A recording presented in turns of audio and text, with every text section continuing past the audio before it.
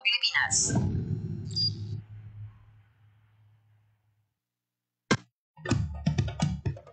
Ito ang Presidential Broadcast Service. Radyo Pilipinas. Radyo Publiko Ng bagong Pilipinas para sa bagong Pilipino. Naghahatid ng mahahalagang balita at impormasyon na uugnay ng pamahalaan sa sambayanan. Tulay sa himpapawid ng serbisyo publiko. Radyo Pilipinas. Radyo Publiko. Ang boses ng Pangulo. Sa Iloilo. Radyo Pilipinas. 585 AM. Oras sa Radyo Pilipinas, impunto alas 8 sa aga. Nagapanguna nga balita sa syudad, sa mga banwa, sa probinsya sa Iloilo, kag kaingon nga mga probinsya. Mga pananawon sa likod sa mga balita. Inyong mabatian sa Radyo Pilipinas Iloilo News. Mga balita na magasugata sa inyong nga aga. Ginbantayan, ginsunod, gintipon sa Radyo Pilipinas Iloilo News Team. Gikan sa hulot balitaan. Diretso sa inyong palamatian. Yari ang Radyo Pilipinas Iloilo News.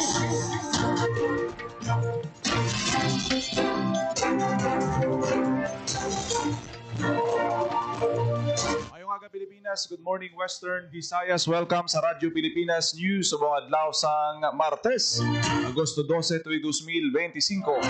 Ako ang inyong tagbalita kada aga, Junel Baclay, kag karon sa aton balantayan kag mainit nga mga pangulong dinala. 4 milyon ka pesos nga balor sang shabu na kumpiska sa Bacolod City Police Office sa magkasunod nga bypass operation sa Bacolod City.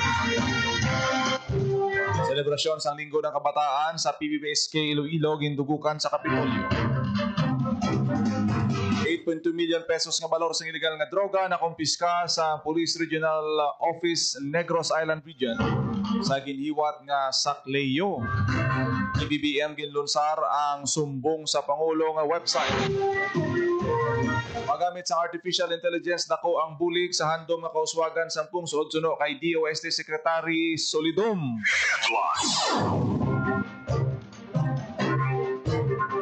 Nag 33 anyos nga lalaki nga napatay sa Dingle na suspetsahan nga biktima sa rabies.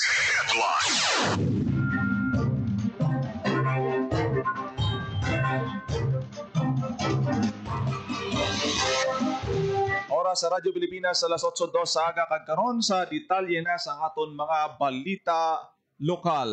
Pilipinas. Radyo Pilipinas News. Sa 4 milyon ka pesos nga balor sang shabu na kumpiska sa Bacolod City Police Office sa duha ka magkasunod nga operasyon sa Bacolod. Radyo Pilipinas. Radyo Pilipinas. Report.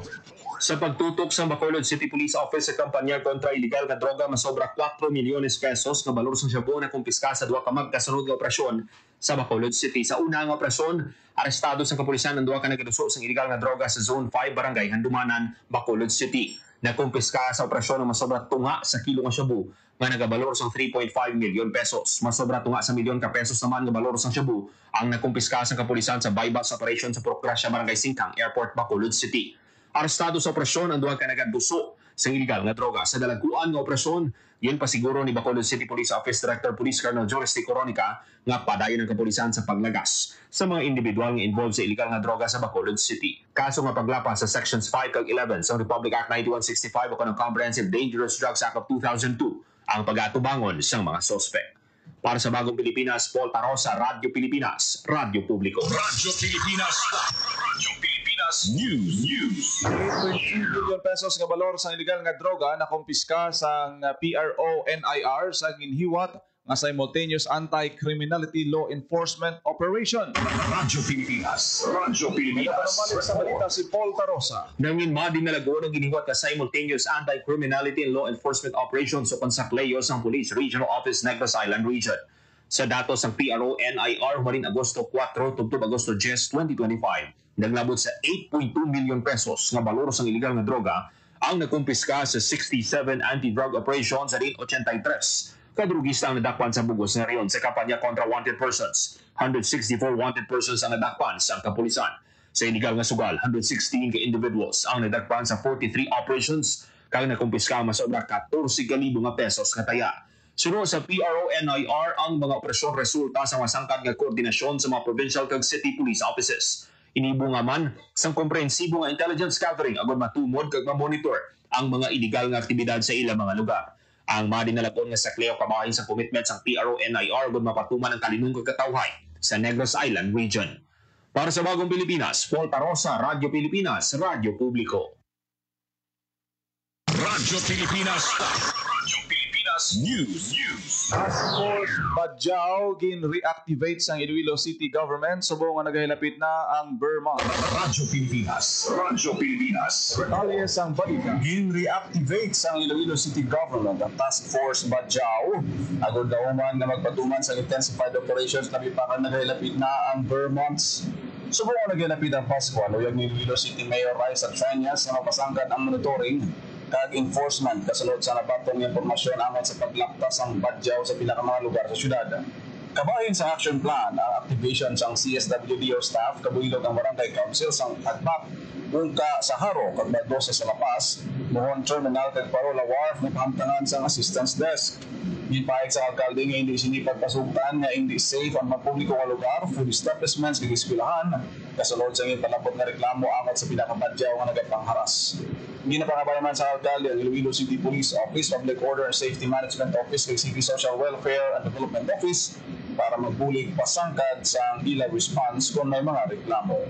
Ginklaro man sa alkalde nga hindi pagtulorahon kag pabayaan kung may matabo nga harassment, pagbaawat kag bisan ano nga size ang pagpang-abuso sa pumuluyo kag kabataan. Para sa Bagong Pilipinas, Gino Baclay, Radyo Pilipinas, Radyo Publiko. Radyo Pilipinas. Radyo Pilipinas News.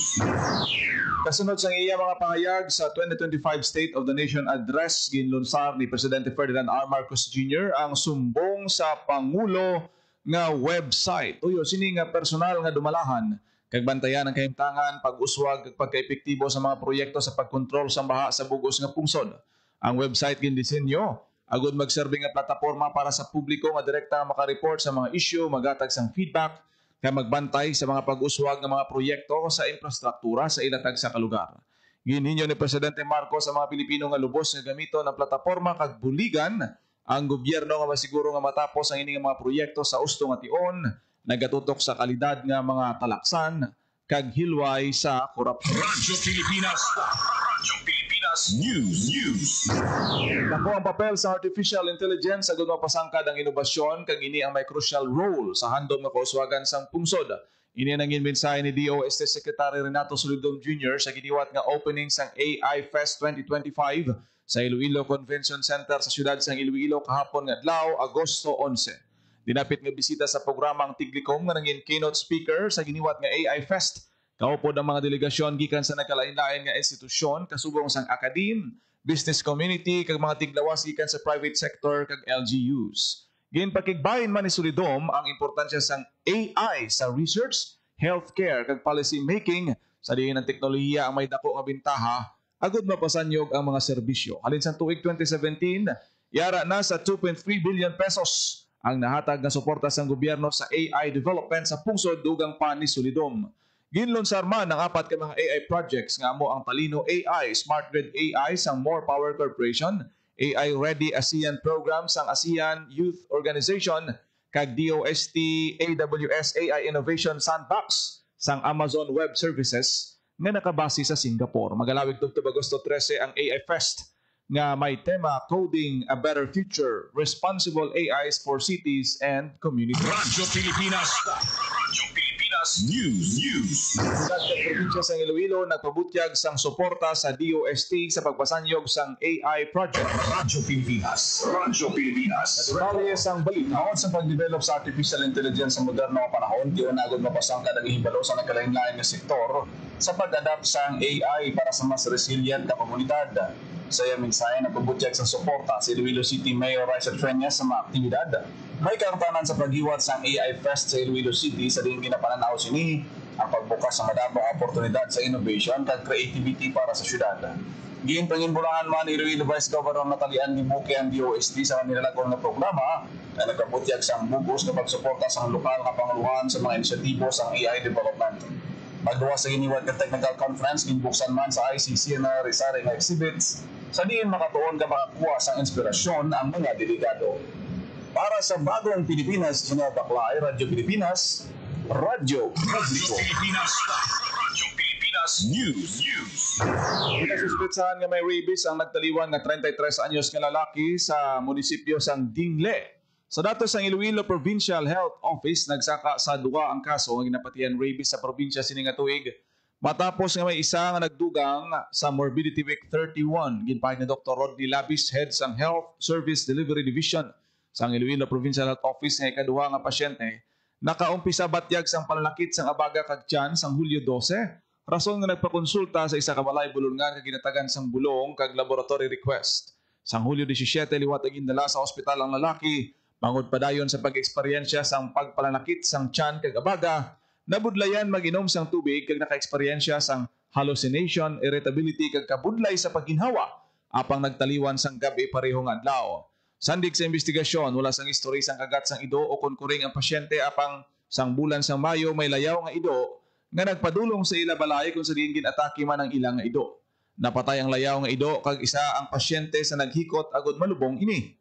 Dugang nga pahayag ni Dr. Labis nga nagkuha sang sample ang balay bulungan kag ginpadala na sa Research Institute for Tropical Medicine para makumpirma kung positibo bala sa rabies ang pasyente. Naglabot sa pulo ang close contact sang lalaki kag ang mga close contact ang ginhataga na sang bakuna sang Rural Health Unit. Padayon naman ang monitoring sang LGU kung bala may iban pa nga na-expose sa layaw nga ido para matagan sang bakuna kontra rabies. Radyo Pilipinas. Radyo Pilipinas News. Mga health workers sa Aklan mag-bisita sa mga pampubliko nga eskwelahan para maghatag sang booster doses kontra sa measles, rubella, tetanus, diphtheria kag human papilloma virus. Sa detalye sang balita, Radyo Pilipinas. Radyo Pilipinas News. ni Marian Grace Reñeta. Magabisita sa mga pampubliko nga bulutuan ang mga health workers sa probinsya sang Aklan para maghatag sang libre nga booster doses kontra tipdas, makaiha, tetanus, diphtheria kag human papilloma virus o kon HPV. Igahatag ang measles, rubella o kon MR kag tetanus, diphtheria o kon DT booster doses sa mga grades 1 kag 7 learners kag ang HPV vaccine naman sa grade 4 nga babae nga learners. Maumpisa ang paghatag sang booster doses sini nga Agosto tubtob Setyembre. Ang measles o kon tipdas isa sa mga ginakabing nga contagious disease sa kalibutan kag ang simptomas sini amo ang mataas nga hilanat, rashes, ubo kag eye infection. Pwede man ini makaresulta sa komplikasyon kaangay sa pneumonia, ear infection, pagkabulag, severe diarrhea kag swelling of brains, samtang ang rubella o kon makaiha isa ka acute kag highly contagious viral infection. Ang paghatag sa MR vaccine ang pangontra sa tigdas hangin o kon makaiha kag ang TD vaccine naman kontra tetanus kag diphtheria. Samtang ang HPV vaccine makapugong sa infection sa human papilloma virus nga kung mapabayaan pwede makakomplicate kag mangin cervical cancer. Para sa Bagong Pilipinas, Marian Grace Arañata, Radyo Pilipinas, Radyo Publiko. Radyo Pilipinas. Radyo Pilipinas News. Pailalog sa paghana sa Office of the Civil Defense 6 sa mga katapos sa Municipal Disaster Risk Reduction Management Office ang PAVIA tuhoy sa Rapid Damage Assessment kag Needs Analysis. Sa giniwat nga paghana sa gintagaan igtalupangod ang kapabilidad sa MDRRMO PAVIA sa pagiwat sang may sistema kag timely nga pag-assess sang kahalitan kag pag-identify sa mga kinahanglanon kung may kalamidad. Pinaagi sa RDANA training, mapasangkad ang kapasidad sang lokal nga panguluhan sang PAVIA sa pagresponde sa may kalamidad. Pinaagi sa natun-an kag kagamitan para mapadasig kag accurate ang pag-assess sang kahalitan kag ang mga kinahanglanon sang pumuluyo. Radyo Pilipinas. Radyo Pilipinas News. Respetuho ni Sangguniang Kabataan Iloilo Provincial Federation President kag ex-officio board member Isara Aldiger Javier ang anuman nga mga desisyon ni Presidente Ferdinand R. Marcos Jr. may kaangtanan sa barangay and Sangguniang Kabataan elections. Suno kay Javier, permi niya nga ginpahanumdom sa iban nga leader sang SK nga bisan anuman nga mga aksyon sang presidente mapirmahan o kung hindi ang tuhoy sa BSKA. Dapat magserbisyo gid sila sa matutuod sa mga pamatanon santo sa pagpasalig sa mga pumuluyo.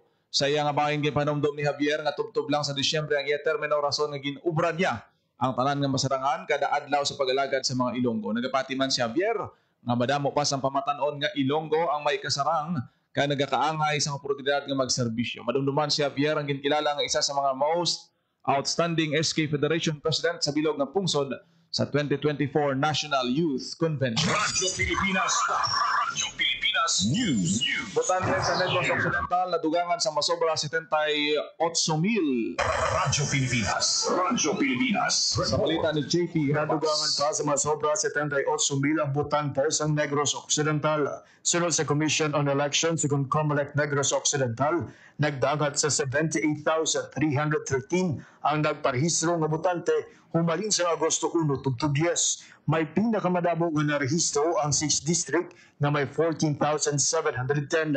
Ginsundan sa 5th District na may 14,492. 4th District nga may 10,930. 1st District na may 10,902. 2nd District na may 10,503. Kag 3rd District na may 10,464. Samtang 6,312 ang narehistro nga botante sa Lone District sa Bacolod City.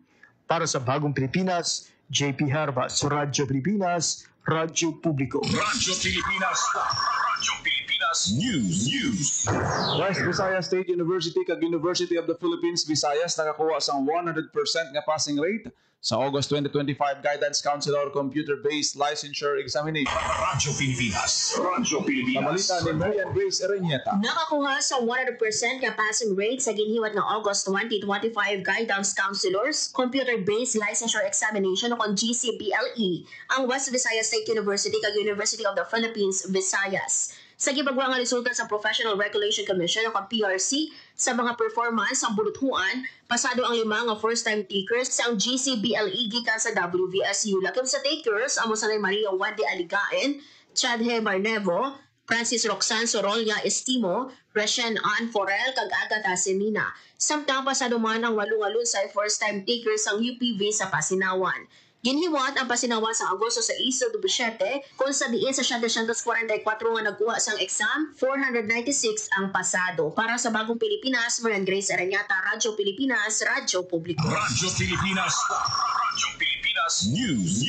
Masobra 47 tingil ka social pensioner sa Western Visayas nakabato na sang stipend sa third quarter sang 2025. Radyo Pilipinas. Radyo Pilipinas. Detalye sa balita. Nakabato na sa ila stipend para sa third quarter sa 2025 ang masobra 47,000 nga social pensioner sa Department of Social Welfare and Development Field Office 6. Gimpayag ni Marian Grace Tamonan, head sa Regional Social Pension Unit, sa DSWD6 nga sa masobra 385,000 nga social pensioner sa rehiyon, lakip man ang Negros Occidental, may 47,004 na nga nakabato sa ila stipend sa third quarter. Sa mga nagbato, masobra sa 5,700 sa ila ang social pensioner gikan sa Aklan, masobra 1,400 sa Antique, masobra 1,700 sa Capiz, masobra 34,000 sa Iloilo, kag masobra 3,300 sa Negros Occidental. Dugang panitamunan nga nakaschedule naman nga mag-release ang stipend sa mga social pensioner gikan sa Guimaras, Iloilo City, kag Bacolod City. Gimpahayag panitamunan nga target sa ahensya nga matapos ang paghatag sa stipend sa masobra 385,000 nga social pensioner antes magtakop ang third quarter sa bulan sang Setyembre. Para sa Bagong Pilipinas, Marian Grace Aranyata, Radyo Pilipinas, Radyo Publiko. Radyo Pilipinas. Radyo Pilipinas News. Masobra na pinta ng estudyante sa Western Visayas na qualify bilang Education for Development Scholarship Program 1 sang OWA. Isa ka estudyante gikan sa rehiyon na qualify man sa Congressional Migrant Worker Scholarship Program. Radyo Pilipinas. Radyo Pilipinas. Report. Sa balita, nagapanumbalik si Marian Grace Erenieta. May masobra 90 ka mga student applicants gikan sa Western Visayas na qualify bilang Education for Development Scholarship Program o kung EDSP Category 1 Scholars sa Overseas Workers Welfare Administration o kung OWA. Sa ginpagwa nga listahan sang OWA, lakip sa 1,000 qualifiers sa bugos nga pungsod ang masobra 90 ka estudyante gikan sa rehiyon sa East. Madumduma ginhiwat ang qualifying examination para sa EDSP-1 sa bulig sa Department of Science and Technology, Science Education Institute sang Abril sininga tuig. Ang EDSP Category 1 isa ka scholarship grant sa mga kwalipikado nga beneficiaryo kung dependents sa aktibo nga OWA members nga incoming first-year student ngaluyang mag-enroll sa 4 to 5 baccalaureate course sa bisan diing nga kolehiyo o kon universidad. Ang EDSP scholar nga qualified ang magabaton sa tig 60,000 pesos kada school year. Samtang sa top 20 naman nga qualifiers ang Congressional Migrant Workers Scholarship Program o kon CMWSP, nagaisahan lang si John Mar Martinez nga na-qualify gikan sa Western Visayas. Sa idalom sang CMWSP, ang scholar makabaton sang financial assistance nga may maximum amount nga 60,000 pesos per school year tugtog makumpleto ang 4 to 5 years baccalaureate course sa bisan nga kolehiyo o universidad sa Pilipinas. Samtang sa mga nag-apply naman sa EDSP 2 kag OFW Dependent Scholarship Program o kung ODSP 1 kag 2 sang bulan sang Hulyo, padayon pa nga ginahiwat ang evaluasyon sa mga aplikasyon. Para sa Bagong Pilipinas, Miran Grace Seranyata, Radyo Pilipinas, Radyo Publiko. Radyo Pilipinas. Radyo Pilipinas News. DTI Iloilo may bago ng pinuno. Radyo Pilipinas. Radyo Sa balita ni Pilipinas. JP Herbas. Ginbangtang bilang bago nga pinuno sa Department of Trade and Industry kung DTI Iloilo, si Maria Doreta Chavez nga nagpalos kay Anay Iloilo Provincial Director Maria Dinda Tamayo nga karon nagasarbe na nga officer in charge ng DTI Western Visayas. Epektibo Agosto 9, si Chavez nga nagserbe nga Chief Trade Industry Development Specialist ang Officer in Charge Provincial Director sang DTI Iloilo. Ginpanginbulahan naman sa mga staff sa ahensya ang bagong nga designation ni Chavez nga ginadayaw sa iya dedikasyon kag kapag-on. Ginalauman nga padayonon ni Chavez ang iya pagpabaskog sa mga micro, small and medium enterprises o kung MSMEs kag mga konsumidor sa Iloilo. Para sa Bagong Pilipinas, JP Herbas, Radyo Pilipinas, Radyo Publiko. Radyo Pilipinas. Radyo Pilipinas News. Number 1, SB member sa Ibahay Aklan nagsumpa na bilang bagong Vice Mayor. Radyo Pilipinas. Radyo Pilipinas. Report. Sa balita ni Paul Tarosa. Nagsumpa na si Sangguniang Bayan member Nestor Francisco Inocencio bilang bagong vice-alcalde ng Ibahay Aklan. Ang oath-taking gin-administer ni Ibahay Mayor Jose Miguel Miraflores. Kasunod din isang pagtiro patay kay Vice Mayor Julio Estelioso ni SB member Mirel Senatin sa sulod mismo sa Sangguniang Bayan Office sa nagligad nga Biyernes, Agosto 9.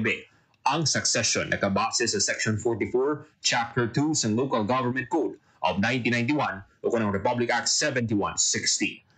Para sa Bagong Pilipinas, Paul Tarosa, Radyo Pilipinas, Radyo Publiko. Radyo Pilipinas. Radyo Pilipinas News. Mga Livestock Association sa Guimaras ginpaidalom sa pagana sa swine breeding management kag biosecurity measures. Radyo Pilipinas. Sa detalye sang balita. Para pa sa karon pa ang hibalo sa mga Livestock Association sa pagsagod sang baboy kag sa biosecurity measures nagbatagan sang lecture ang Provincial Office for Agricultural Services, kaupod ng Provincial Veterinary Services sa Guimaras natuloy sa swine breeding management and biosecurity measures. Nagtambong sa lecture ang Guimaras Backyard Hog Raisers Association, Tinadaran Piñag, Sanayan San Roque Agrarian Reform Cooperative, Lutong Small Farmers Association kag San Lorenzo Hog Raisers Association. Katuyaan sa lecture nga mapasangkad pa ang mga asosasyon ang ila breeding practices pagtapna sa mga masakit kapag pasiguro sang long-term sustainability sa ilang nga pagsagod sang baboy. Pinakalipay sang POAS Guimaras nga bangod sa mga paghanas kag suporta nga ila ginhimo naging probang pagpangabuhi sa mga hog raisers. Ang aktibidad isa man ka shared commitment sa gobyerno provincial kag sang mga asosasyon para sa isa ka resilient kag mainuswagon nga swine industry sa probinsya sang Guimaras. Para sa Bagong Pilipinas, Paul Tarosa, Radyo Pilipinas, Radyo Publiko. Radyo Pilipinas. Radyo Pilipinas News. Mga mangungupa sa Western Visayas nga naapektuhan ang umayan mangod sa bagat naging pabaskog sang bagyong Krising Dante kag Imong pwede makafile sa notice of loss tubtob sa mabot nga Agosto 14. Radyo Pilipinas. Radyo Pilipinas. Sa detalye sang balita. Pwede pa makafile sang notice of loss sa Philippine Crop Insurance Corporation o PCIC 6 ang mga mangunguma nga naapektuhan ng humayan bangod sa habagat naging pabaskog sa mga bagyo Krising, Dante kag Emong tubtob sa Agosto 14. Ini ang pahayag ni Alicia Arnaldo, Officer in Charge, Regional Manager sa PCIC 6 sa usapang agrikultura sang Lunes, Agosto 11. Pahayag ni Arnaldo nga pagkatapos ang bagyo, may 20 kaadlaw ang mga mangunguma nga mag-file sang notice of loss. Sa ginhiwat nga general assessment sa PCIC 6, naglabot sa 30 to 70% nakaperdihan sa rehiyon bangod sa mga bagyo. Humalin Hulyo 28 to 31, nakabato na ang PCIC 6 sa masobra 1,000 nga notice of loss, kaging pahayag ni Arnaldo nga lauman nga magsaka ang numero sa ma-file sang notice of loss sa mga masulod nga inadlaw. As of August 5, sa masobra 1,000 nga notice of loss, Nakabayad na sa indemnity ang PCIC 6 sa masobra 5 kagatos nga mangunguma nga naglabo sa masobra 3 milyon pesos. Para sa Bagong Pilipinas, Friend Grace Aranyata, Radyo Pilipinas, Radyo Publiko. Radyo Pilipinas. Radyo Pilipinas News. Mga centenarian sa Guimaras nagwaton sa tig 50,000 pesos nga cash incentive gikan sa gobyerno probinsya. Radyo Pilipinas. Radyo Pilipinas. Nakabaton sa tig 50,000 pesos nga cash incentive halin sa provincial government ang duha ka centenarian sa probinsya sa Guimaras. Ang mga centenarian amo sa Susana Garmay sa Barangay Lanipe, Nueva Valencia kag Angelina Gagatam sa Barangay Daragan, Buena Vista. Ang cash incentive gindulong sa Provincial Social Welfare and Development Office sa mga benepisyaryo bilang pagkilala sa mga centenarian. Ang cash incentive ginahatag sa probinsya base sa Provincial Ordinance No. 2018-04 Series of 2018 o kung the Centenarian Award to qualified residents of the province.